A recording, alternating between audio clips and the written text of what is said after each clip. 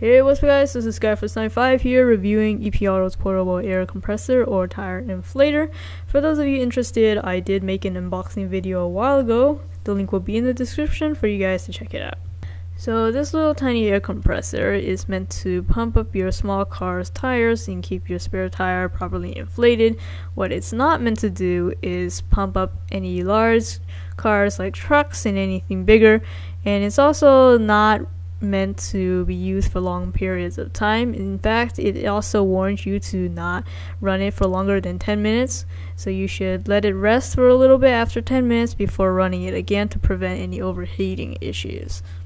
It is powered using your car's auxiliary power outlet and draws in power at 120 watts. It requires 12 volts, has a maximum pumping pressure of 100 psi with an inflation rate of 1.06 cubic feet per minute.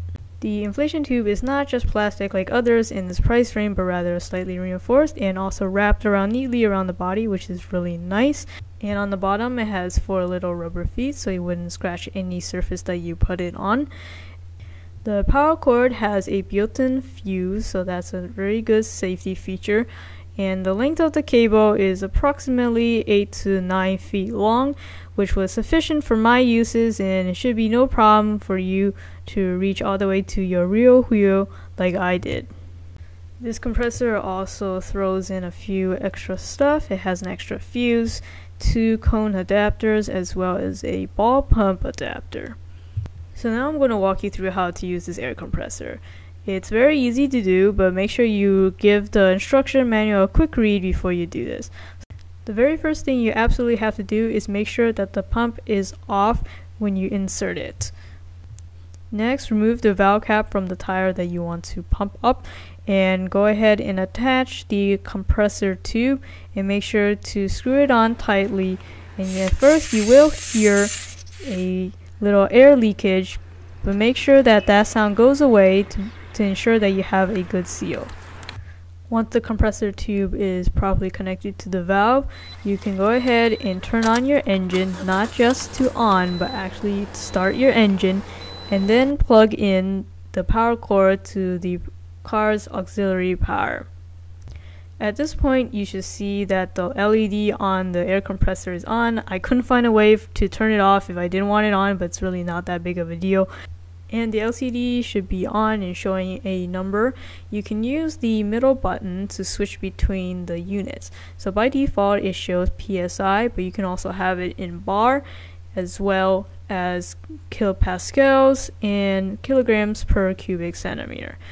Normally for US cars you will want to read it in terms of PSI, and to know how much your tire needs to be pumped up to, the specifications should be on the door of your car right here on the driver's side. In this case I need to pump it up to 32 psi.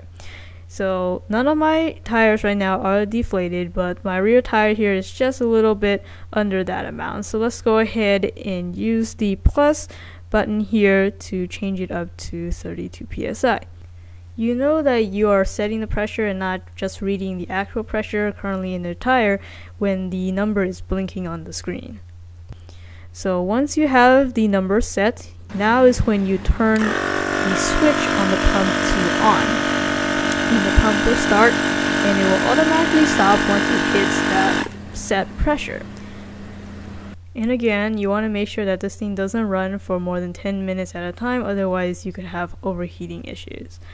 So now as you can see, it reached the appropriate pressure that I set very quickly because I didn't have to pump it that much. At this time I would turn it off and go ahead and unplug it, turn off my engine, unscrew the tube from the valve, replace the valve cap, and there you have it. That's how you do it. So this little device is really handy and it's really easy to use. Just make sure that you read the specifications and don't push it beyond what it is made for.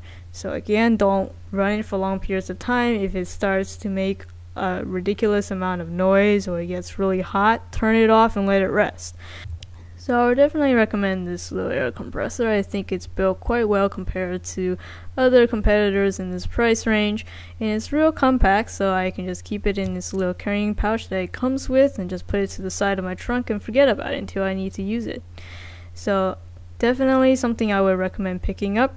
If you have any questions, feel free to leave them down in the comment section down below. If you liked it, again, please leave a like, it'd be greatly appreciated, and consider subscribing to my channel, Skyforce95, for more videos like this. Thanks for watching.